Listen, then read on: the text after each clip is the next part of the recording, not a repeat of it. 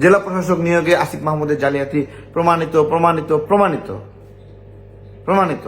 মুয়াজ্জেম আসিফ মাহমুদের PS sir সব জায়গায় লেখা পিএস স্যার আসিফ মাহমুদ পাঠিয়ে দিয়েছে দুর্নীতি করার জন্য, জালিয়াতি করার জন্য, জয় করে ফেলেছে। নাহিদের নামটাও ওখানে রয়েছে।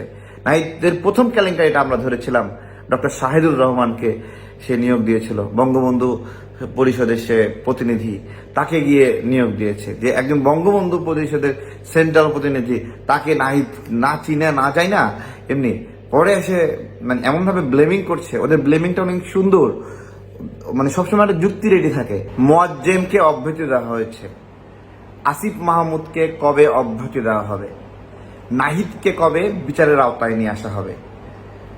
নিয়োগ জালিয়াতি প্রকাশ পেল মুয়াজ্জেমের, আসিফ মাহমুদের। শুধু মুয়াজ্জেমকে কেন অব্যাহতি দেওয়া হলো আমার প্রশ্ন।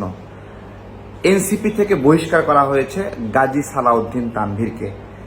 4 দিন আগেই সে বলেছিল দুর্নীতি প্রমাণ পেলে নিজেই পদত্যাগ করবে, তারপরে পদত্যাগ করে না।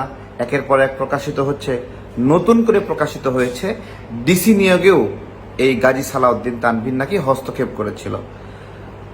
কত সুন্দর চেহারা, সালমান এফ রহমানের ছায়া তার মধ্য দিয়ে প্রতিফলিত হচ্ছে।